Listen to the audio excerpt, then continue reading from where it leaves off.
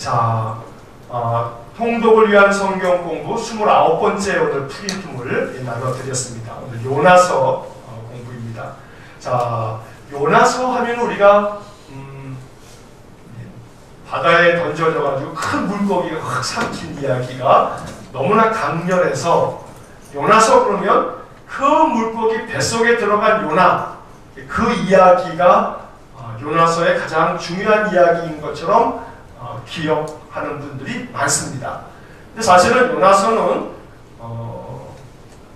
사실 그 이야기는 그냥 한 토막의 이야기고 2장에 나오는 하나의 얘기고 요나서의 본질은 거기 있는 게 아닙니다. 물속에 뱃속에 들어갔다 나왔다 이게 요나서의 핵심이 아니고 요나서는 다른 주제를 다루고 있습니다. 그래서 오늘은 요나서가 무엇인지 요나서의 내용이 어떤 것인지를 우리가 한번 보겠습니다. 자, 1번부터 먼저 내용을 보겠습니다. 1번 우리 한번 다 같이 읽겠습니다. 요나는 이방 나라 니느웨에도 구원의 기회를 주시는 하나님의 사랑 이야기이다.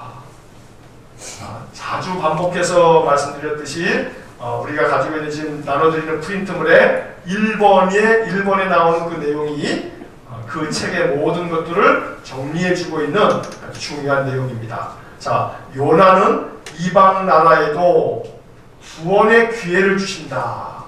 이 말이 중요합니다. 구원의 기회라고 하는 말에다가 별표를 위에다가 딱 쳐놓으십시오. 구원의 기회를 주시는 거예요. 이게 하나님의 뜻이고 하나님의 이 본심이었거든요. 근데 이제 이 하나님의 구원 계획, 그 구원을 이방 나라에도 주신다라고 하는 것이 아주 혁명적인 거예요. 요즘 말로 하면 혁명적인 거예요. 왜냐하면 유대인들은 구원은 자기 민족에게만이라고 생각했거든요. 자, 그 밑에 이제 내용을 제가 이거 설명을 좀 붙여놨는데 한번 보시겠습니다. 요나서는 보통 큰 물고기 속에 갇힌 요나 이야기를 기억하지만 요나서의 핵심 주제는 하나님께서 이방인에게도 구원의 기회를 주신다는 것이다. 제가 또 밑줄을 걸었죠. 하나님께서 이방인에게도 구원의 기회를 주신다. 요나서 그러면 지금 요 문장을 기억하시면 돼요. 그럼 요나서를 정확하게 이제 알고 있는 거예요. 이방인에게도 구원의 기회를 주신다. 자, 이스라엘 백성들은 오직 자기 민족만 하나님의 구원을 약속받았다는 선민 사상을 가지고 있다. 하지만 요나서는 이러한 선민 사상에 이의를 제기한다. 하나님은 이스라엘뿐만 아니라 이방 사람들도 회개하고 하나님께 돌아오면 구원하신다는 구원의 보편성을 말씀하는 책이다. 자, 그래서 제가 맨 마지막에 따옴표를 이렇게 해놨는데 구원의 보편성이라고 하는 말에다가도 밑줄을 좀 그어놓으시고 별표를 하나 쳐놓으시면 좋겠어요. 자, 말은 좀 어려운 단어입니다만 구원의 보편성이라고 하는 말은 우리가 이 성경의 내용들 가운데 아주 굉장히 중요한 주제예요. 자, 이 구원의 보편적이다 라고 하는 이 보편이라고 하는 말은 그런 거예요. 널리 이렇게 퍼져 있다. 널리 미친다. 모두에게 다 미친다. 이런 거예요. 그러니까 구원이 보편적이다. 모든 사람들에게 다 구원이 열려 있다라는 거죠. 그러니까 특별히 누구만 구원한다 이런 게 아닌 거예요. 이런 점에서 이 구원의 보편성에 저촉되어지는 것이 어떤 것이냐면 이단들이 그런 거예요. 이단들. 다시 말해서 여러분들 온갖 종류의 이단, 신천지를 비롯해서 하나님의 교회나 이런 이단들을 여러분들이 이렇게 딱 보실 때 저게 왜 이단인가 잘 모르잖아요. 정확하게 그들이 어떤 것들이 이단이다 라고 하는 거 잘 우리가 모르거든요. 언제 나중에 기회가 되게 되면 이단만 공부하는 시간을 한번 좀 가져봐야겠다는 생각도 합니다만, 그런데 이제 이단들의 특색은 뭐냐면 이 구원의 보편성을 인정하지 않는 거예요. 다시 말하면 쉽게 말하면 이런 거죠. 자, 신천지다. 예를 들어서 신천지다 그러면 신천지는 누구만 구원받냐 하면 자기네 교회 교인만 구원받는다 이 말이에요. 그래서 소위 말해서 14만 14만 4천 명, 이 구원받는 14만 4천 명이라고 하는 요한계시록에 나오는 이 표현도 지들 마음대로 해석하는 거예요. 14만 4천이라고 하는 이 숫자에 담겨져 있는 의미가 있는데 그 의미는 중요치 않아요. 이 14만 4천 명, 바로 구원받는 사람의 성도의 숫자인데 신천지 교회에 들어와야만 이 14만 4천 구원받는 자의 수에 들어간다, 이렇게 얘기하는 거거든요. 그러니까 다시 말하면 구원의 보편성이라고 하는 것은 예수를 믿는 이는 모두가 다 구원받는 거예요. 모두가. 그런데 예수를 믿는 그 성도들이 오직 신천지 교회에 와서 신천지 복음을 들어야만 구원받는다 이러니까, 이게 이단인 거죠. 그러니까 구원의 보편성, 이거 굉장히 중요한 주제거든요. 그래서 예수 그리스도가 하나님의 아들이시며 그 예수 그리스도께서 우리 모든 인생의 죄를 지시고 십자가에 죽으셨기 때문에 우리는 그 십자가에 죽으신 예수 그리스도의 보배로운 피로 말미암아 속죄함을 받는다. 그래서 그 예수 그리스도의 그 구원의 은혜를 믿는 자들은 모두가 다 구원함을 얻는다 라고 하는 이 복음, 이 구원의 보편성을 우리가 믿는 건데, 자기 교회 나와야만 한다, 이러이러한 교리를 만들어 놓고 이거를 믿지 않는 저 교회들은 다 이단이다 그러면서 오히려 정통 교회들을 이단으로 또 걔네들은 얘기하죠. 그래서 이 구원의 보편성이라고 하는 것은 참 중요한 그러한 이야기인데 요나서가 그걸 얘기하는 거예요. 자, 뒤에서도 다시 한번 또 얘기하겠습니다만, 그러다 보니까 유대인들이 제일 싫어하는 성경책이 뭐냐면 요나서예요. 요나서. 자, 기본적으로 유대인들은 유태교라고 하는 것은 신약을 안 믿어요. 신약을 성경으로 안 믿어요. 지금도 유대인들의 성경은 오직 뭐만 있냐면 구약만 성경이에요. 유대인들은 예수를 그리스도로 믿지 않아요. 우리는 예수를 그리스도라고 그렇게 믿고 신앙 고백하지만 유대인들은 그렇게 신앙 고백 안 해요. 유대교라고 하는 것은 오직 예수는 모세와 같은 선지자다, 이렇게 얘기하는 것이지 하나님의 아들이라고 생각하지 않는 거예요. 자, 그 유대교 그 조상들이 예수님을 십자가에 못 박아 죽였잖아요. 왜 예수님을 십자가에 못 박아 죽였냐면 여러 이유들이 있지만 제일 큰 이유는 신성모독이에요. 신성모독. 예수님은 자기가 하나님의 아들이라고 해야 하거든요. 나와 아버지는 하나다, 나를 본 자는 아버지를 본 거다, 요한복음에 그런 말씀들이 있잖아요. 그러니까 이 예수님의 그러한 행적에 대해서 유대인들은 받아들일 수 없는 거예요. 유대인들은 지금도 메시아를 기다리는 거예요. 지금도. 자, 그런 점 때문에 이 구원의 보편성, 모두가 다 구원받는다라고 하는 것은 유대인들에게는 있을 수 없는 얘기예요. 그러니까 구약성경 39권 중에서 이 요나서는 유대인들이 제일 싫어하는 거예요. 왜냐하면 유대 민족 말고 다른 이방의 민족도 구원하신다, 이러니까 이게 결코 자기들에게는 좋을 일이 없죠. 자, 그래서 이 요나서라고 하는 것이 그런 어떤 특별한 의미가 있다라는 것을 우리가 생각하면서, 자, 요나서의 저자는 요나다. 이번에 설명을 보시면 요나서 1장 1절에 여호와의 말씀이 아미떼의 아들 요나에게 임하니라 라는 구절에서 이 책의 저자가 요나라고 말하고 있다. 그래, 요나서는 그냥 요나가 저자인 거죠. 자, 열왕기하 14장 23절로 25절을 보면 요나가 이스라엘의 여로보암 2세 때 활동한 것을 알 수 있다. 자, 이 열왕기하 14장에 보면 이 여로보암 시대에 요나가 이렇게 등장하게 돼요. 요나의 이름이요. 자, 이 구절에서 여호와께서 그의 종 가드 헤벨 아미떼의 아들 선지자 요나를 통하여 하신 말씀이라고 하는 그런 표현이 나와요. 자, 여기서 가드 헤벨이라고 하는 요 지명이 나오는데, 이 가드 헤벨 지역에 살았던 아미떼라고 하는 사람의 아들 요나다, 이렇게 설명이 되어 있어요. 자, 이 가드 헤벨이라고 하는 것은 갈릴리 남부에 있는 나사렛, 바로 나사렛에서 북쪽으로 5km 정도에 떨어져 있는 곳이에요. 그러니까 나사렛보다 더 갈릴리에 가까운 그런 성읍이거든요. 도시거든요. 자, 그래서 요나는 이러한 점을 볼 때 북왕국 출신의 선지자구나 라고 하는 것을 우리가 알 수가 있는 거고요. 자, 재밌는 것은 그 다음 부분이에요. 유대인의 전통에 의하면 유대인들은 요나를 누구로 생각하냐 하면 엘리야가 죽음에서 살린 이 사르밧 과부의 아들이 있어요. 자, 사르밧 과부는 이 엘리야 시대에 가뭄이 들어가지고 먹을 것이 하나도 없었잖아요. 근데 이 엘리야가 이 사르밧 땅에 가가지고 이 여인에게 나에게 먹을 것을 좀 줘서 그랬더니 아이고 우리가 먹을 것이 없습니다. 뭐 이러면서 이제 그런 펼쳐진 이야기가 열왕기상 17장에 나오는데 자 거기에서 이 사르밧 과부의 아들이 죽어요. 근데 죽었다가 엘리야가 이 아들을 이제 살려내거든요. 자, 이 사르밧 과부의 죽었다가 살아난 이 아들이 요나다.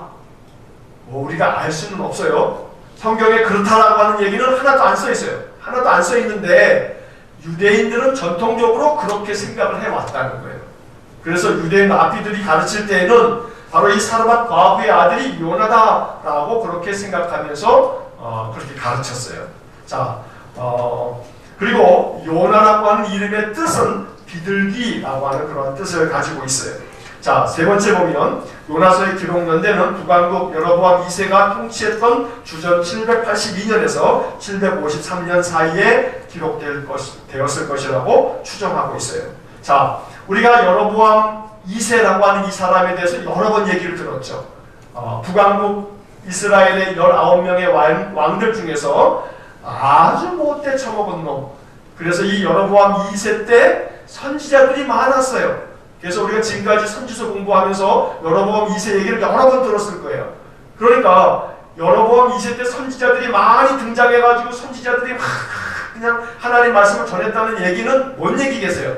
그 시대에 하나님 말씀 잘 들은 거예요? 안 들은 거예요? 안 들은 거예요. 그래서 선지자들이 많았다라고 하는 것은 좋은 거예요? 별로 안 좋은 거예요? 별로 안 좋은 거예요. 선지자가 많아가지고 와가지고 하나님 말씀을 막 심판의 말씀을 전하고 막 이랬다는 것은 그 시대가 악했다는 거죠. 악했다는 거죠. 정치, 경제, 뭐 어떤 문화적인 측면에서는 굉장히 부흥했던 시대이긴 하지만 선지자들이 많았어요.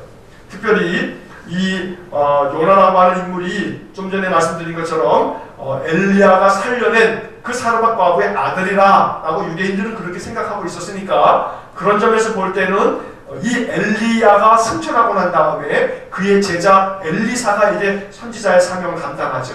그래서 이 요나라고 하는 인물은 엘리사 이후에 선지자로 활동을 했을 거다. 그리고 아모스나 호세아가 활동했던 그런 시대보다 조금 더 앞서서 바로 보통 그 어간의 시대에 이 요나가 활동을 했다라고 짐작할 수가 있습니다. 그리고 여러분들 지나가는 이렇게 이제 이야기 속에서 우리 공부를 하고 넘어갑니다만 요나 그러면 엘리사하고 아모스, 호세아 그 중간쯤에 활동했던 선지자. 그래서 요나하고 아모스하고 호세아 이 사람들은 거의 비슷한 시대에 활동했던 그런 사람들이다 라고 이렇게 이해하시면 되겠습니다. 자, 뒷페이지 한번 보시면 요나서의 특징에 대해서 네 가지가 거기 써 있는데, 자, 1번 한번 보시면 요나서는 다른 선지서와는 달리 선지자의 예언의 선포에 초점을 맞추지 않는다. 요나서에는 심판의 메시지가 단 한 절에만 언급된다.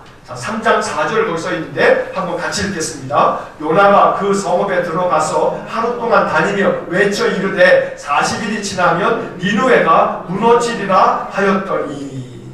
자, 요 구절 외에는 요나서에는 선지서임에도 불구하고 심판의 내용들이 그렇게 많지 않아요. 요나서는 심판에 초점을 맞추고 있는 것이 아니고 이 하나님께서 요나라고 하는 사람을 통해서 어떻게 이방인들을 구원하시고자 하시는가를 나타내 보여주신 이야기가 초점이에요.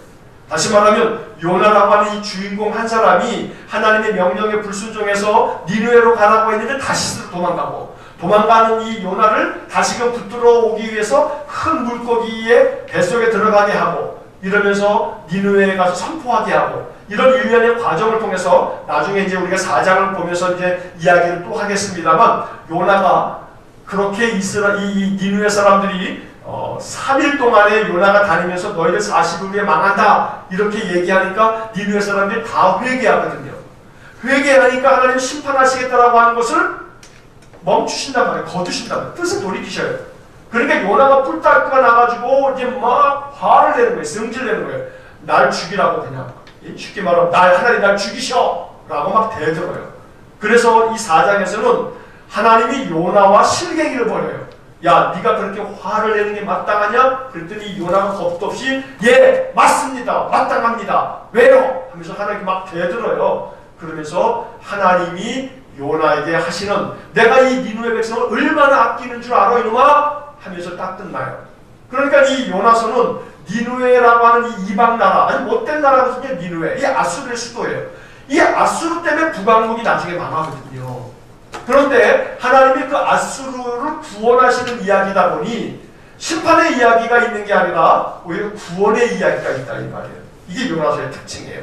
자, 2번을 보시면 요나서의 이야기는 역설과 풍자, 반전과 해악으로 이루어져 있다. 요나서만큼 재미있는 책이 없어요. 요나서만큼 참 재미있어요. 왜 재미가 있냐면 거기에 어떤 그런 반전의 이야기가 막 나와요. 반전이 돼요.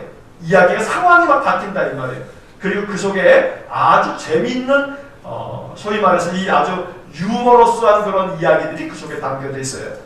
좀 이따 이제 그 내용들을 우리 다시 한번 살피겠습니다. 자, 3번과 4번이 중요합니다. 요나서는 구약 성경의 다른 어떤 책보다 모든 인간을 향한 하나님의 보편적인 사랑과 관심을 보여준다. 자, 거기에 제가 밑줄도 걸었습니다만 하나님의 보편적인 사랑, 이게 요나서의 중요한 포인트예요. 자, 또한 4번을 보시면 요나서는 사람뿐만 아니라 폭풍, 물고기, 식물, 벌레, 동품을 다스리시는 하나님의 주권을 보여준다. 하나님의 주권, 하나님의 보편적인 사랑, 이게 요나서에서 우리가 기억해야 할 중요한 메시지입니다. 자, 요나서의 이제 이야기를 한번 이제 구체적으로 이제 보겠습니다. 요나서는 4장까지 되어져 있는 짧은 이야기입니다. 그런데 1장과 2장에 요나에게 주어진 첫 번째 임무가 나오고 3장과 4장에 두 번째 임무가 나옵니다. 그래서 이제 뭐 표에도 나와 있는 것처럼 1장에는 요나의 불순종, 니느웨로 가라고 했는데 다시스로 도망가죠. 자, 2장에서는 물고기 뱃속에 들어간 요나가 기도하는 얘기가 나오고 3장에는 이제 뭐 어쩔 수 없이 물고기가 이제 확 토해냈는데 토해낸 곳에 가봤더니 그게 이게 니느웨였던 거예요. 그래서 결국 요나가 순종하게 되는 이야기. 근데 순종은 순종이지만 요게 순종이 정말로 참된 마음의 순종이 아니라 억지 순종이에요. 억지로 하는 순종이에요. 그러다 보니까 요나가 순종하면서도 어떻게 해요? 요나가 불평해요. 순종하면서도 불평해요. 그게 이제 요나서의 전체적인 이야기입니다. 자, 첫 번째 내용 보겠습니다. 요나의 첫 번째 임무 1번. 요나는 니느웨로 가라는 하나님의 명령을 받지만 불순종하고 다시스로 도망간다. 자, 어디로 가라고 그랬어요? 맨 처음에? 니느웨. 그런데 어디로 가요? 다시스로 가요.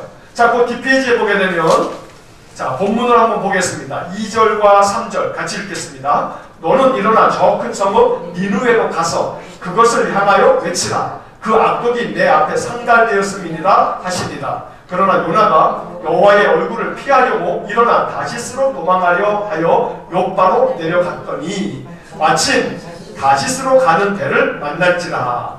여호와의 얼굴을 피하여 그들과 함께 다시스로 가려고 배삭을 주고 배에 올랐더라. 자, 니느웨로 가라고 했는데 다시스로 가는 배를 타요. 자, 그 밑에 제가 설명을 붙여놨어요. 다시스라고 하는 곳은 현재 남부 스페인에 위치한 다데수스라고 하는 도시로 추정을 하고 있어요. 욥바로부터 따지면 3,200km나 떨어져 있는 곳이에요. 아주 멀리 떨어져 있어요. 니느웨보다는 거의 한 3배가 넘는 그런 먼 곳이에요. 자, 간략하게 지도를 보게 되면 이렇게 이제 아주 크게 여기가 이제 사우디아라비아예요. 사우디아라비아. 여기에 시나이 반도, 시내 반도예요. 여기 시내산도 있고 여기가 이제 이렇게 큰 땅이 이게 이제 아프리카예요. 아프리카의 이쪽에 이제 이렇게 나일강이 흐르고 여기가 이제 애굽이에요. 그리고 이 지역이 이제 팔레스타인 지역이에요. 이렇게 갈릴리가 있고 요단강이 있고 사해가 있어요. 자, 그러면 욥바라고 하는 곳은 요쯤에 이렇게 욥바가 있어요. 항구에 항구. 자, 이 요나가 니느웨로 가라 그랬는데 다시스로 도망가려고 어디로 갔어요? 이 욥바로 갔어요. 욥바. 자, 욥바로 가가지고 욥바에서 여기는 이제 지중해. 자, 자, 지중해가 있고 요쪽 땅이 이제 지금으로 말하면 터키 땅이에요. 터키 땅이 있고 요쪽에가 이제 그리스가 있고 요 너머에 이제 로마, 이탈리아가 있고 다시 말하면 이 지중해 아프리카 대륙의 지중해 저쪽 건너편에 배 타고 이 지중해를 다 지나가가지고 저쪽에 붙어있는 스페인까지 가는 거예요. 그 먼 곳으로 가려고 도망치려고 이 욕박까지 온 거예요. 그럼 니누에는 어디냐면 니누에는 이 북이스라엘의 북동쪽에 있어요. 북동쪽에. 이 북동쪽에 강을 끼고서 이렇게 배가 쫙 들어가게끔 돼 있어요. 그래서 이쪽으로 쭉 보게 되면 유프라테스 티그리스 강이 쫙 흘러내린단 말이에요.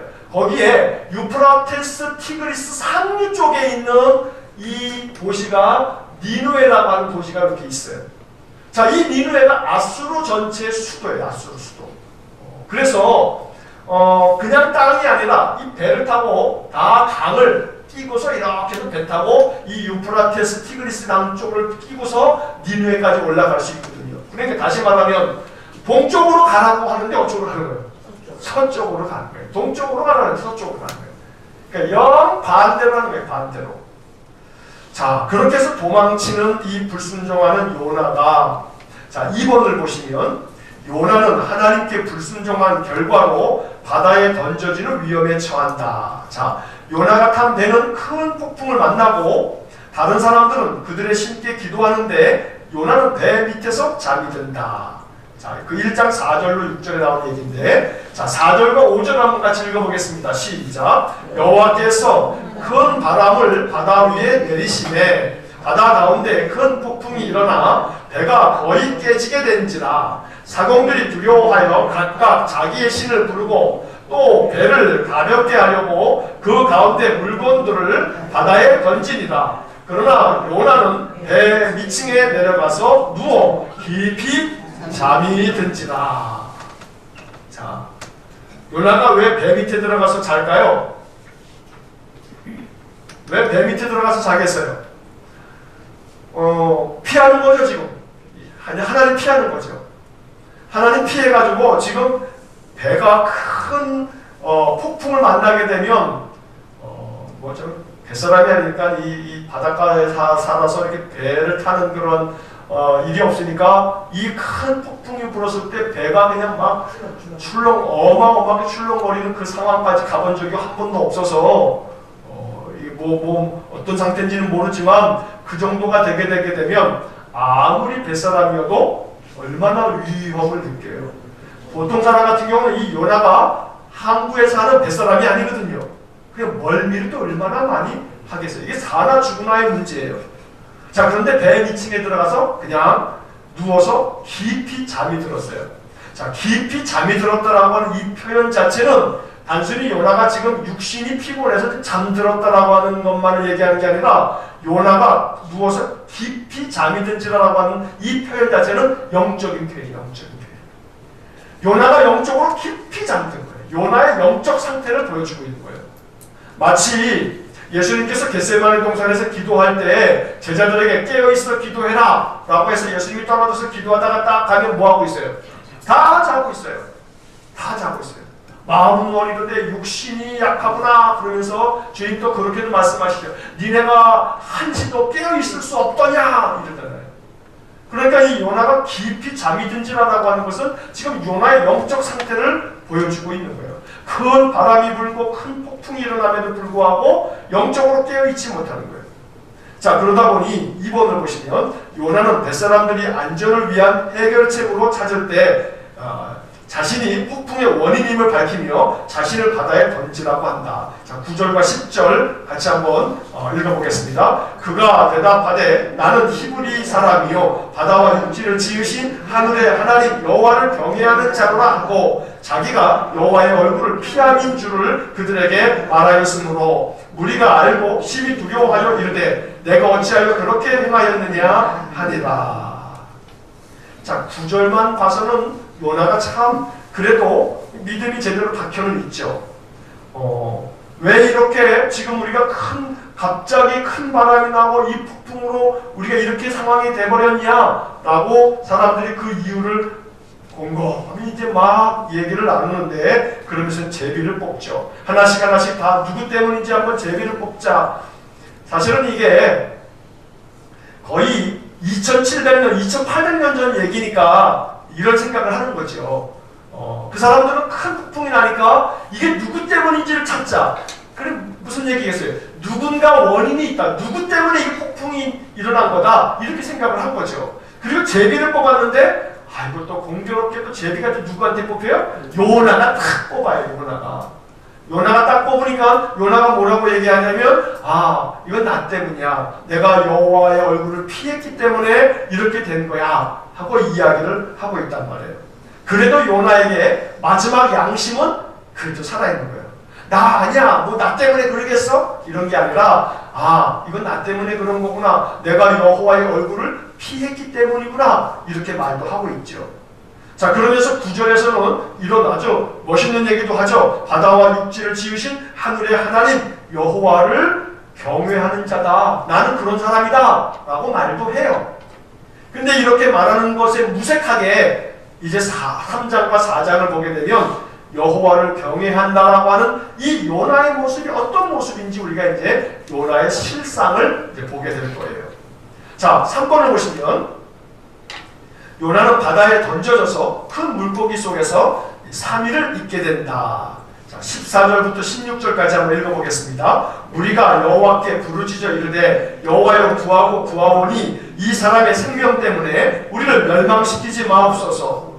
무죄한 피를 우리에게 돌리지 마옵소서. 주 여호와께서는 주의 뜻대로 행하심이니이다 하고 요나를 들어 바다에 던짐에 바다가 뛰노는 것이 곧 그친지라. 그 사람들이 여호와를 크게 두려워하여 여호와께 제물을 드리고 서원을 하였더라. 자, 그 뒤에 거 17절에 하나 있는데 17절까지 한번 보고 난 다음에 말씀드릴게요. 자, 그 뒷페이지 17절 한번 같이 읽겠습니다. 여호와께서 이미 큰 물고기를 예비하사 요나를 삼키게 하셨으므로 요나가 밤낮 3일을 물고기 뱃속에 있습니다. 자, 앞에 4절에서 하나님이 이 요나가 이 다시스로 도망갈 때 큰 바람을 바다 위에다 내리셨어요. 큰 폭풍이 일어나게 하셨어요. 자, 거기 우리가 1번 읽을 때 그 중간에 요나서 1장 4절과 5절 우리가 읽었던 본문에서 그 4절에 큰 바람이라고 되어 있죠. 큰 바람에다가 동그라미 하나 적으세요. 여기에 중요한 몇 개 단어가 있어요. 큰 바람. 그 다음에 그 줄 끝에 가면 큰 폭풍이 있어요. 큰 폭풍에다가 동그라미 하나 딱 쳐놓으세요. 자, 그리고 난 다음에 지금 그 뒷페이지에 보게 되면 17절에서 큰 물고기가 있죠. 여기다가 동그라미를 쳐놓으세요. 자, 지금 이 요나서에서 하나님이 큰 바람을 준비하시고 큰 폭풍을 그것을 만들어 놓으신 다음에 그 다음에는 또 뭐까지 준비하시냐면 큰 물고기까지 준비하셨어요. 이게 다 일련의 과정이 하나님이 계획적으로 요나를 불순종한 요나를 다시 순종의 길로 가게끔 만드시려고 하나님이 여러 이 바람과 폭풍과 물고기까지를 동원하셔가지고 요나를 지금 일꾼으로 삼으시고 계시는 것이죠. 자, 3페이지 앞에 페이지에서 큰 물고기 속에서 3일을 있게 됐다라고 하는 그 3번의 그 내용 위에다가 요 성경 구절 하나 써보세요. 마가복음 12장 39절과 40절 이렇게 써보세요. 마가복음 12장 39절과 40절 이렇게 써보세요. 자, 이 마가복음 12장 39절과 40절에는 어떤 내용이 나오냐면 예수님께서 표적을, 기적을 요구하는 사람들에게 예수님께 막 나오는 많은 무리들에게 하셨던 말씀 중에 이런 말씀이 있어요. 요나가 밤낮 사흘 동안 큰 물고기 뱃속에 있었던 것 같이 인자도 밤낮 사흘 동안 땅속에 있으리라 이렇게 말씀하셨어요. 예수님이 친히 말씀하셨던 말씀이에요. 예수님이 뭐라고 말씀하신 거냐면 요나가 물고기 뱃속에 3일 들어가 있었지 나도 장차 땅속에 3일 동안 있을 거야. 근데 요나가 물고기 뱃속에 3일 있다가 다시 나왔잖아. 다시 살았잖아. 나도 땅속에 죽은 지 사흘 동안 있다가 나도 다시 살아날 거다 라고 하는 예수님의 십자가의 죽음과 부활에 대한 이야기를 요나의 물고기 뱃속 이야기를 통해서 예수님이 하신 말씀이 나온다는 겁니다. 자, 그 뒷페이지에 이제 요런 기사가 하나 있어요. 이제 참고적으로 우리가 좀 이제 알면 이해가 되는 거예요.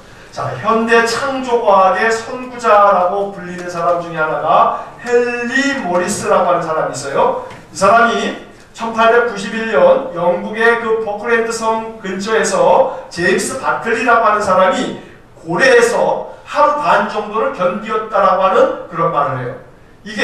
이 사건이 1992년 영국의 한 신문에 보도가 된 바가 있어요. 그래서 헨리 모리스라고 하는 사람이 큰 고래 뱃속에 들어가서 이렇게 하루 반 동안 견디다가 다시 살아난 이 보도를 보고서 요나가 사흘 동안 물고기 뱃속에 들어갔다가 나온다라고 하는 것이 이게 전혀 불가능한 일이 아니구나 라고 하는 그런 이야기를 한 적이 있단 말이에요. 자, 참고적으로 세계에서 가장 큰 고래 상어는 길이가 무려 18m 정도가 된다고 해요. 무게가 약 37톤 정도가 돼요. 심지어 흰 수염 고래는 길이가 33m가 넘는 것도 있다고 해요.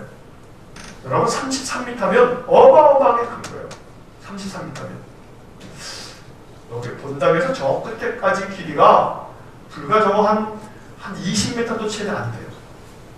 그러니까 33m면 어마어마하게 큰 거죠. 그러니까 이 33m가 되는 고래가 사람 하나 삼키는 것은 그냥 쑥 삼키죠. 그런데 그 속에 어떻게 3일 동안 살 수 있느냐? 재밌는 얘기하죠. 고래가 한번 벌리고서 삼키면 사람만 대가닥 삼키냐? 그럼 고기들도 다 삼키지 않냐? 물고기 뱃속에 들어가가지고 그 고래가 잡아먹은 그 물고기 뜯어먹고 있지 않냐? 그럼 살지 않냐?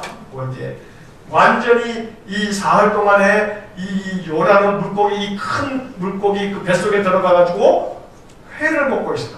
생선회를. 생선회를 사흘 동안 먹으면서 살아난 거다. 이러한 얘기를 재밌게 하는 그런 분들도 계세요. 그럼 어쨌든 간에 우리가 중요한 것은 이 큰 물고기가 어떤 종류의 물고기고 도대체 이게 가능하냐 안 가능하냐 이건 우리의 관심의 영역이 아니에요.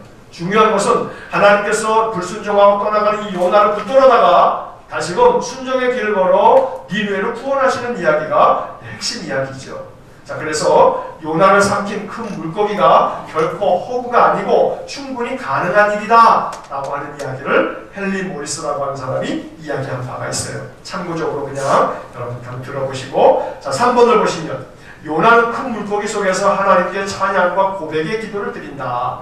한마디로 얘기해서 회개하는 거예요. 회개. 자, 요나는 곤궁 가운데서 부르짖었고 하나님께서는 요나에게 구원의 손길을 펼치셨다. 자, 2장 2절 같이 읽겠습니다. 이르되 내가 받는 고난으로 말미암아 여호와께 불러 아뢰었더니 주께서 내게 대답하셨고 내가 스올의 뱃속에서 부르짖었더니 주께서 내 음성을 들으셨나이다. 진작에 이러지, 진작에. 꼭 사람이 고난으로 말미암아. 그러니까 사실 이 연약한 우리 인간들에게 있어서 고난이라고 하는 것은 사실은 참 못돼먹은 거긴 한데, 그런 종종 이 고난 때문에 우리가 하나님 더 의지하고 붙들게 될 때가 사실 많아요.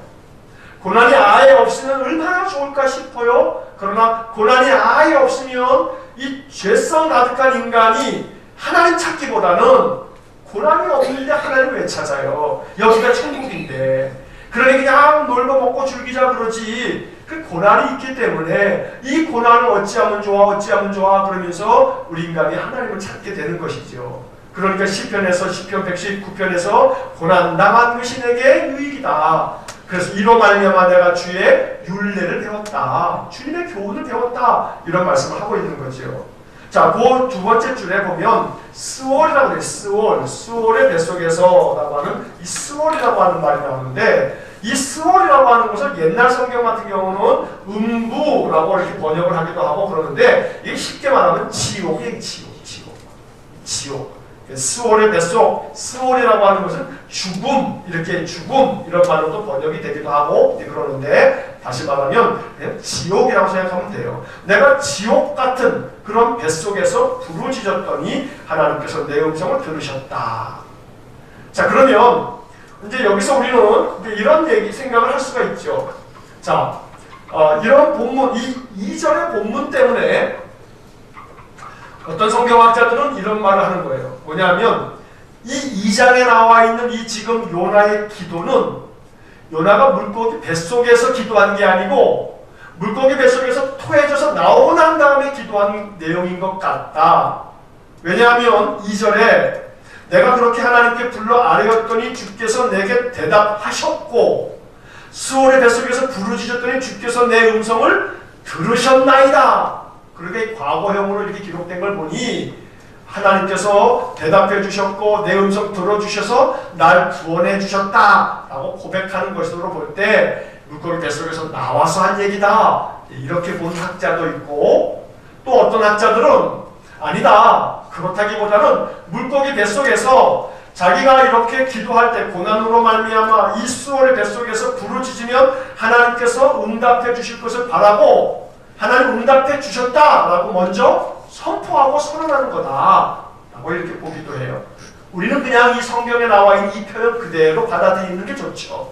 물고기 뱃속에서 요나가 회개의 기도를 드린 것이다 이렇게 본단 말이에요. 자, 2번, 요나는 자신을 바다 가운데 공포에서 건져내신 구원의 하나님께 감사한다. 자, 3절 같이 읽겠습니다. 주께서 나를 깊음 속 바다 가운데 던지셨으므로 큰 물이 나를 둘렀고 주의 파도와 큰 물결이 다 내 위에 넘쳤나이다. 6절입니다. 나의 하나님 여호와여 주께서 내 생명을 부동이에서 건지셨나이다. 7절입니다. 내 영혼이 내 속에서 피곤할 때에 내가 여호와를 생각하였더니 내 기도가 주께 이르러 싸우며 주의 성전에 미쳤나이다. 자, 9절 말씀도요. 나는 감사하는 목소리로 주께 제사를 드리며 나의 서원을 주께 갚겠나이다. 구원은 여호와께 속하였나이다 하니라. 자, 거기 7절에서 보면 내가 여호와를 생각하였더니 내 기도가 주께 이르러 싸우며, 생각이 곧 기도래. 생각이 기도. 우리가 무언가를 생각할 때 하나님은 내가 여호와를 생각했더니 내 기도가 주님께 이르렀다. 그러니까 우리가 우리의 생각이 항상 주님을 향한 생각이 될 때 이게 복된 거죠.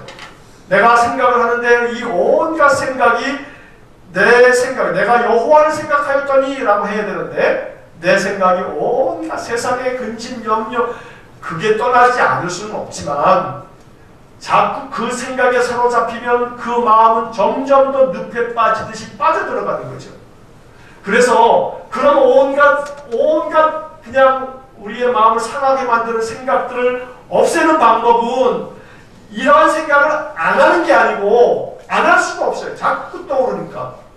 나쁜 생각들이 얼마나 많이 떠올라요. 그냥 부정적인 생각들이요. 못된 생각들이. 이거 없애려고 나 이거 생각 안 할래 그러면 안 하는 게 아니라 더 생각나요. 그러니까 그런 것이 아니라 다른 생각을 집어넣는 거예요. 자꾸 다른 생각을 하면 했던 생각이 없어져요. 그러니까 지금 이 7절 말씀은 중요한 걸 가르쳐 주는데 내가 여호와를 생각했더니 내 기도가 주님께 이르렀다. 그러니까 나의 마음 가운데 자꾸 염려하게 하고 근심하게 하고 마음 괴롭게 만드는 여러 생각들이 자꾸 나를 괴롭힌다면 그 생각에서 떠날 수 있는 길은 자꾸 다른 걸 생각해야 돼요. 그 다른 거를 생각하려면 그 생각이 나는 건 어떻게 해요? 라고 할 때 방법이 하나 있어요. 입을 사용하셔요. 입을 사용한다는 게 뭐냐면 그런 생각이 떠오를 때 내 입으로 하나님, 주님, 예수님, 성령님 하고 주님의 이름을 내 입으로 중얼중얼 거리시는 거예요. 이름을 부르는 거예요. 사람이 말이에요. 말을 하고 있지 않으면 생각은 오만 군데를 돌아다녀요. 이 생각은. 근데 사람이 말을 하는 순간 생각은 말에 모아져요. 이게 아주 사람의 이 신체의 신비 중의 신비예요. 사람이 무언가를 말하기 시작하면요, 그러면 그 생각은 다 어디에 모이냐면 말하는 것에 모이게 돼요. 생각이. 그런가 안 그런가 한번 생각해 나중에 한번 해보세요. 여러분들 마음속에 이 생각도 생각 잡생각 때문에 막 괴롭게 되고 마음이 막 잠자리 누워도 잠도 안 오고 그러면요. 그러면 입을 벌리셔가지고 말을 한번 해보세요. 그게 말이 정할 거 없으면요. 주기도 외우세요. 주기도 외우시고 사도신경 외우세요. 그래서 사도신경을 자꾸 하다 보게 되면 주기도를 하다 보게 되면 주기도가 제일 좋아요. 주님이 가장 좋은 기도니까. 내가 입을 벌려서 주기도를 하다 보게 되면 그러면 생각이 다른 데 갔다가 얘가 돌아와요. 근데 이제 이것도 아이고 그렇게 해봤더니요 조금은 되는 것 같으니 나중에는 주기도가 하도 입에 이게 달려있어가지고 주기도를 하면서도 딴 생각해요. 가끔 그럴 수도 있거든요. 그럴 때는 전혀 내가 익숙하지 않은 무언가를 읽으면 좋아요. 그래서 성경책 시편 같은 건 좋아요. 시편을 그냥 소리내서 낭독하는 거예요. 그러면 딴 생각이 싹 사라져요. 그냥 엎드려서 이렇게 시편을 읽다 보게 되면 누가 그러잖아요. 성경은 수면제라고. 그러니까 그냥 스르르 성경 읽다가 잘 수도 있어요. 그래서 오늘 우리들이 여호와를 생각했더니 내 기도가 주님께 이르렀다라고 하는 이 요나의 이야기는 우리에게 시사해 주는 바가 있어요. 또 특별히 9절의 마지막 부분에 제가 밑줄 그은데 보면 구원은 여호와께 속하였나이다. 요나가 물고기뱃속에 이렇게 얘기했거든요. 근데 3장과 4장을 보게 되면 이 요나라고 하는 인물이 우리 같아요. 우리 같다라고 하는 얘기는 이 요나라고 하는 인물이 쉽게 말하면 하나님을 향해서 우리는 매우 변덕쟁이에요. 매우 변덕쟁이. 저나 여러분이나 모두 할 것 없이 하나님을 향해서 내 마음이 변덕이 뭐를 뜻해요? 죽을 뜻해요. 여호와는 구원은 여호와께 속겠습니다. 이렇게 말은 기가 막히게 했는데 뒤에 가서는 하나님이 니느웨 백성들을 구원하는데 뿔따기가 나가지고 하나님하고 대판 싸워요. 여러분 신구약 성경 중에서 성경에 얼마나 많은 인물이 나와요. 근데 그 많은 인물 중에서 하나님 앞에 대놓고 따진 인간이 요나예요. 대놓고 따진 인간이. 대놓고 따지면서 맨 마지막까지 이 요나서 5장이 기록됐으면 참 좋았을 것 같은데 요나서는 그걸로 딱 끝나는데 하나님 앞에 굽히지도 않아요. 그래서 이 요나서는 참 독특한 책이에요. 자 이제 그 밑에 이제 보시면 요나는 하나님에게서 구원을 받는다. 2장 10절 같이 읽겠습니다. 여호와께서 그 물고기에게 말씀하시네 요나를 육지에 포하니라. 그 다음 페이지 보면 요나의 두 번째 임무 1번 요나는 하나님의 두 번째 명령을 받고 순종하여 니느웨로 가서 심판의 메시지를 외친다. 자, 3절 4절 같이 읽겠습니다. 요나가 여호와의 말씀대로 일어나서 니느웨로 가니라. 니느웨는 사흘 동안 걸을 만큼 하나님 앞에 큰 성읍이더라. 요나가 그 성읍에 들어가서 하루 동안 다니며 외쳐 이르되 40일이 지나면 니느웨가 무너지리라 하였더니 이게 또 재밌는 구절이에요. 자 3절에서 니느웨는 며칠 동안 걸어야 돼요? 3일 동안, 사흘 동안 걸어야 할 만큼 큰 성읍이에요. 그런데 요나가 며칠 동안 다녔어요? 하루 동안 다녔어요. 다 다닌 거예요? 안 다닌 거예요? 다 안 다닌 거예요. 다 안 다녔어요. 그래 요나가 지금 순종하는 것 같지만 사실은 반쪽짜리 순종이에요. 반쪽짜리도 아니에요. 사흘 길을 걸어가야 되는데 하루만 다녔으니 몇 분의 몇이에요? 3분의 1 순종이에요. 3분의 1 순종. 자, 그렇게 요나의 마음속에 이 하나님이 니느웨 백성들에게 가서 심판을 외쳐라 라고 할 때 요나는 알고 있었어요. 야, 이 니느웨를 구원하시려고 하는구나. 그게 싫었던 거죠. 자, 이 니느웨라고 하는 도시에 대해서 잠깐 그 참고 내용을 보시면 당시 니느웨는 바벨론 다음으로 큰 성읍이었다. 19세기 말에 고고학자들에 의해 발견된 니느웨 성의 자취는 다음과 같다. 성의 중심부는 가로 1.6km, 세로 4km였고 중심부를 둘러싼 성의 외곽의 둘레가 96km였으며 높이 60m 되는 망대 큰 탈입니다. 이게 1550개나 있었다고 한다. 성벽의 넓이가 15m, 성의 높이가 30m로 난공불락의 도시로 알려져 있었다. 외곽의 성을 도는데 3일이 걸릴 정도로 큰 성이었다. 이게 이제 고고학적인 어떤 연구 자료들이에요. 자, 그런데 2번을 보시면 요나의 메시지를 들은 니느웨 백성은 하나님을 믿고 금식을 하며 회개하여 심판을 면한다. 5절 6절 같이 읽겠습니다. 니느웨 사람들이 하나님을 믿고 금식을 선포하고 높고 낮은 자를 막론하고 굵은 베옷을 입은지라. 그 일이 니느웨 왕에게 들림에 왕이 보좌에서 일어나 왕복을 벗고 굵은 베옷을 입고 죄 위에 앉으니라. 10절입니다. 하나님이 그들이 행한 것 곧 그 악한 길에서 돌이켜 떠난 것을 보시고 하나님이 뜻을 돌이키사 그들에게 내리리라고 말씀하신 재앙을 내리지 아니하시리라. 자, 하나님이 뜻을 돌이켰다. 이 표현이 대단히 중요한 거죠. 그 재앙을 내리지 않았어요. 자, 이러한 요나서의 이야기는 베드로후서 3장 9절의 말씀을 생각나게 한단 말이에요. 한번 같이 읽겠습니다. 오직 주께서는 너희를 대하여 오래 참으사 아무도 멸망하지 아니하고 다 회개하기 이르기를 원하시느니라. 하나님은 니느웨 백성조차도 회개하기를 원하셨어요. 그런데 하나님의 마음처럼 니느웨 백성들이 회개한 거예요. 자, 그런데 이게 참 굉장히 아주 멋진 반전이 여기 있어요.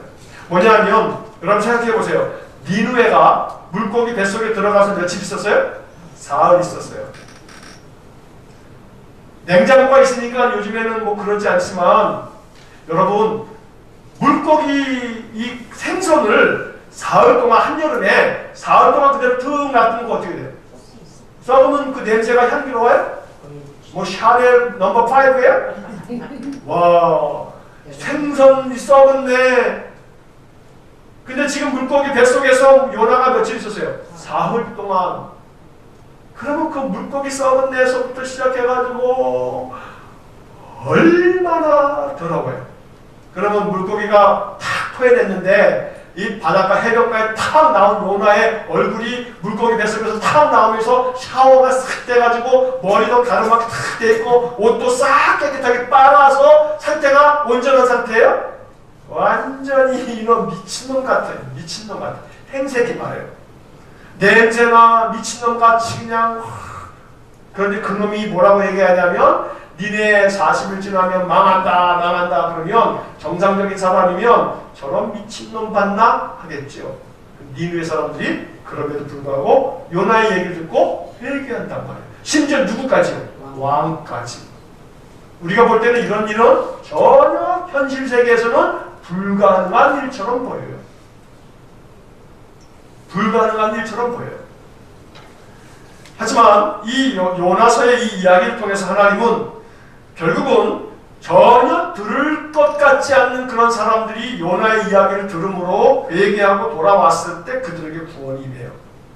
자, 그러면 어찌 보면 이 니느웨 사람들이 회개하고 구원받는 이 이야기를 가만히 보게 되면 그냥 우리 현실 세계 속에서 구원받는 게 그래서 어떤 점에서는 쉬운 것 같지만 대단히 어려운 거예요. 대단히 어려운 거예요.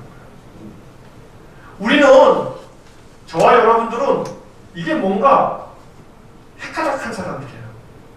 이게 헷가닥하지 않으면 세상 사람들이 생각하는 기준에서 저 사람들은 왜 예수 믿어서 저렇게 생고생을 하지? 아니 새벽에 왜 죄송합니다. 아니 정신 나갔나? 저 사람 미쳤나? 왜 새벽마다 그렇게 예배당 나가서 저래? 왜 그냥 뭐 놀지도 않고 그 주말에 왜 교회 가가지고 저렇게 쌀 고생들을 하나? 이렇게 생각할 거라고요. 그러니까 자기들이 정상적이라고 생각하는 사람의 기준에서 봤을 때는 예수 믿는 사람들의 이 행동들은 전혀 정신 나간 사람들 같지 않아요? 니느웨 사람들이 자기들이 정상적이라고 생각했을 때 요나의 얘기를 듣겠냐 이 말이에요. 저 피정상적인 놈이죠. 그런데 가만히 보면 그렇게 정상적이지 않은 이 요나의 행색을 보고 그가 말하는 것도 그렇죠. 사실은 좀 전에 말씀드렸던 이 니느웨 성이라고 하는 건 난공불락의 요새예요. 근데 망한다고? 그것도 40일 만에? 웃기고 있네. 충분히 요나의 말을 무시할 수도 있어요. 성경에 곳곳에 그런 얘기가 나오죠. 하나님께서 소돔과 고모라를 멸망시킬 때 롯의 사위들이 어떻게 했어요? 그 말을 아주 농담처럼 여겼더라 그러지. 농담처럼. 그러니까 결국은 세상 사람들이 농담처럼 여길 만한 일이란 말이에요. 요나의 선포도. 그러니 농담처럼 여기지 아니하고 돌아서서 회개하는 그 사람이 구원을 받는 그런 이 요나서의 이야기를 볼 때 예수님 말씀하신 부자가 하나님 나라에 들어가는 것이 낙타가 바늘구멍 들어가는 것보다 힘들다. 그러니까 부자가 하나님 나라가 들어가는 게 가능하다는 거에 거의 불가능하다는 거예요. 거의 불가능하다는 거예요. 거의 불가능에 가깝다. 거기서 말하는 부자는 돈 많은 부자인 것처럼 생각하면 안 된다는 거죠. 내 생각 속에 내가 가지고 나는 이것이 옳아, 내가 정상이야 라고 하는 생각이 부자처럼 꽉 차 있는 사람은 절대 자기 생각 안 굽히고 안 고치죠. 절대 안 고쳐요. 그러니까 그 예수님께서 낙타 구멍 들어가는 것보다 더 어려운 부자가 천국 가는 거, 여기서 말하는 부자가 가지고 있는 그 부, 단순히 돈이라고 생각하면 그건 하나만 아는 거예요. 이 부는 그 사람이 뭘 가지고 있냐면 자기 신념, 자기 생각, 이걸 절대 포기하지 않아요. 다른 건 다 포기하고 내가 나름대로 뭔가 딱 어떤 생각이 딱 정해지게 되면 그 생각은 내가 죽어도 안 받고 예수님이 와서 말하면 이건 안 굽힐 거야 라고 할 만큼 자기 생각, 어떤 그런 자기 신념, 자기 어떤 감정 이런 부분들은 굽히기가 참 어려워. 예수님이 와서 얘기해도. 그러다 보니 부자가 천국 들어가는 게 낙타가 바늘구멍 들어가는 것보다 어렵다라고 하는 말을 하고 있는 거죠. 그러니 니느웨 백성들이 회개하는 것은 기적 중의 기적이에요. 기적 중의 기적. 그래서 우리가 연계해서 알아야 할 것은 내가 생각을 바꾸는 것은 기적 중의 기적이에요. 내가 무언가 그동안에 가지고 있었던 생각을 말씀을 묵상하면서 기도하면서 내가 가지고 있던 그 어떤 생각을 하나님이 말씀을 통해서 주시는 생각으로 내 생각을 바꾸는 것은 기적 중의 기적이에요. 기적 중의 기적. 자, 그런 점에서 오늘 이 요나의 이 니느웨 회개는 대단한 기적이죠. 자, 3번 보시면 요나는 하나님께서 심판을 거두신 일에 대하여 분노하며 불평한다. 4장의 이야기가 시작되는데 이 4장의 이야기가 참 재밌고 의미가 있어요. 자, 2절과 3절 한번 같이 읽겠습니다. 여호와께 기도하여 이르되 여호와여 내가 고국에 있을 때에 이러하겠다고 말씀하지 아니하였나이까. 그러므로 내가 빨리 다시스로 도망하여 싸우니 주께서는 은혜로우시며 자비로우시며 노하기를 거대하시며 인애가 크시사 뜻을 돌이켜 재앙을 내리지 아니하시는 하나님이신 줄을 내가 알았음이니이다. 여호와여 원하건대 이제 내 생명을 거두어 가소서. 사는 것보다 죽는 것이 내게 나음이니이다 하니. 자, 이 3절에 나온 이 표현이요, 사는 것보다 죽는 게 낫습니다. 그러니 내 생명 거두어 가십시오. 이렇게 말한 인간이요, 성경에 딱 세 분이 계세요. 하나는 뭐 조금 결은 다릅니다만 나 죽여주십시오 라고 얘기하는 게 첫째는 모세. 근데 그때 모세는 이 백성을 구원해 주십시오. 멸하지 마십시오. 이 백성을 멸하시려면 내 생명 거두어 가십시오. 나를 생명책에서 지워주십시오. 이런 측면이기 때문에 좀 결이 달라요. 엘리야가 두 번째 사람이에요. 엘리야가 갈멜산에서 바알 선지자, 아삽 선지자 850명을 다 쳐 죽이고 큰 승리를 거두었지만 그 다음 열왕기상 19장에서 이 아합의 아내 이세벨이 저거 이제 엘리야 내가 죽여버리겠다 그냥 이렇게 얘기하는 소리식을 듣고 이 엘리야가 겁이 나가지고 죄다 그냥 도망을 가가지고 저 광야 깊은 데 들어가서 로뎀나무 밑에 그냥 쭈그리고 그냥 기진맥진에 앉아가지고 하나님 사는 것보다 죽는 게 낫사오니 나를 데려가십시오 하는 영적 침체를 보여주는 모습이 나와요. 그리고 오늘 본문에 보면은 요나가 하나님 앞에 뿔딱지가 나가지고 나 죽이십시오 그냥 사는 것보다 그냥 죽는 게 낫겠습니다. 그러니까 요나가 이렇게 말하고 이 세 사람의 말 중에서 요나가 제일 싸가지가 없어요. 아주 제일 싸가지가 없어요. 자, 이제 그 뒤에 보세요. 요나하고 하나님하고의 이야기를 보면 4절에 보니까 4절 같이 읽겠습니다. 여호와께서 이르시되 내가 성내는 것이 옳으냐 하시니라. 5절 같이 읽겠습니다. 요나가 성읍에서 나가서 그 성읍 동편에 앉아 거기서 자기를 위하여 초막을 짓고 그 성읍에 무슨 일이 일어나는지를 보려고 그 그늘 아래 앉았더라. 자, 거기 4절에 4장 4절에 네가 성내는 것이 옳으냐라고 그렇게 이야기를 할 때, 자, 이 본문의 말씀에 보게 되면 4절과 지금 5절을 읽었거든요. 하나님이 네가 성내는 게 옳으냐 그러면 뭐라고 대답을 해야 될 거 아니에요. 그죠? 대답을 해야죠. 아, 하나님 잘못했어요 라든지 나 옳아요 내가 뭐 틀린 말 했어요 이래야 될 건데, 가타부타 말을 하지 아니하고 5절에 바로 뭘로 넘어가냐면 요나가 성읍에서 나가버려요. 나가서 성읍 동쪽에 그냥 앉아서 저놈의 성이 어떻게 되나 하고 쳐다보고 있는 거예요.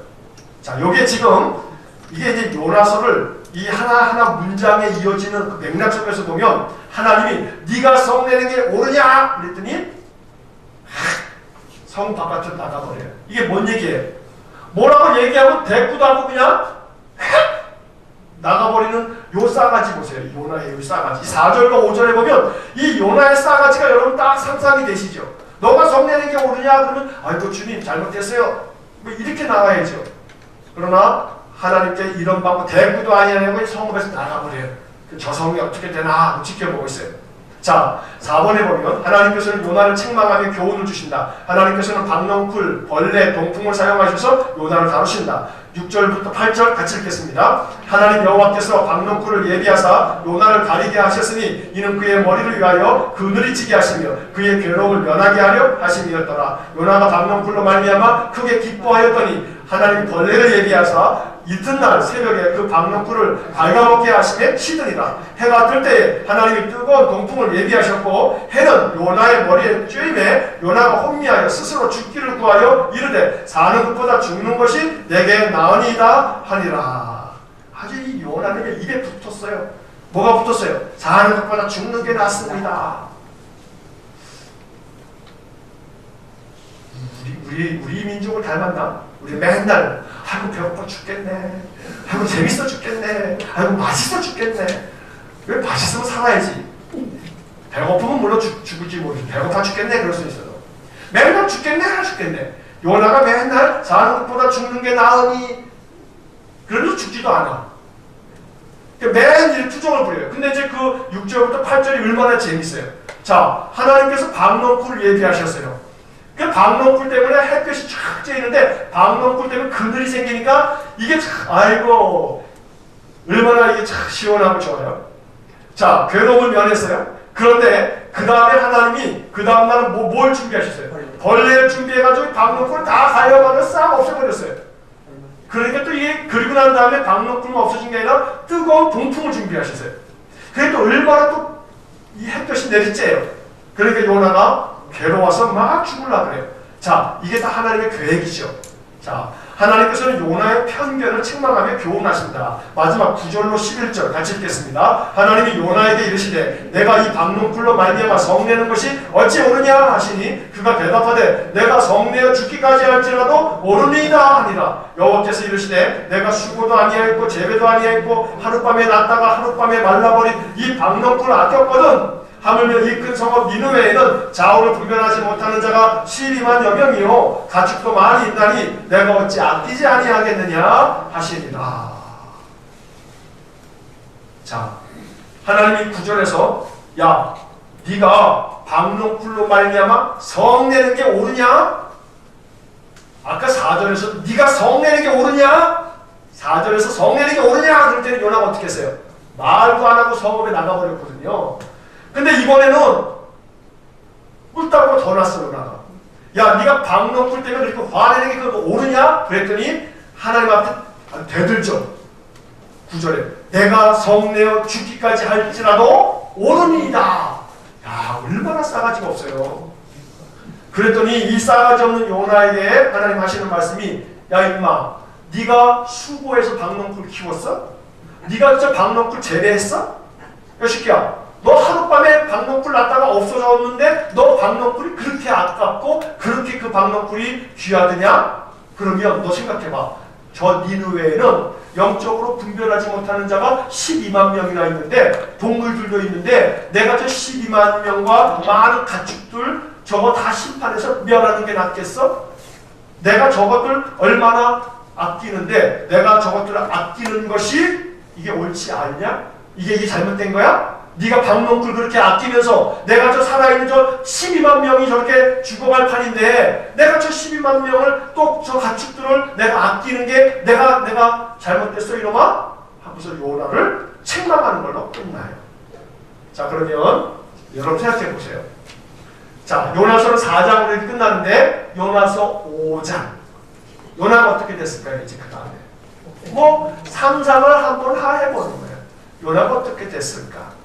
요나가 아이고 하나님 그렇군요. 하나님의 그런 뜻이 있음을 내가 몰랐습니다. 이건 해피엔딩으로 가는 거고, 요나가 싸가지가 정말 바가지여가지고 그래도요 그럴 수 있어요. 어떻게 저놈들을 구원하시는 거예요? 이제 그랬으면 요나가 그 다음에 어떻게 됐을지 나중에 천국 가서 하나님 앞에 물어보십시오. 자, 뒤에 7페이지를 보시면 요나서의 주제는 이방 사람들을 향한 하나님의 사랑과 관심이다. 요나서의 목적 같이 읽겠습니다. 요나서는 이스라엘 백성에게 세상을 향한 하나님의 사랑을 보여주기 위하여 기록되었다.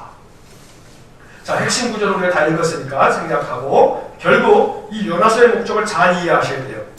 요나서는 이스라엘 백성들에게 쓰신 책이에요. 북이스라엘 사람들에게. 근데 뭘 쓴 거냐 하면 하나님의 사랑은 너희들만이 아니고 세상을 향하여 있다 라고 말하는 거예요. 하나님은 너희만 사랑하는 게 아니라 세상 모든 사람들을 사랑한다 라는 이야기를 이스라엘 백성들에게 들려주시려고 요나서가 쓰였다.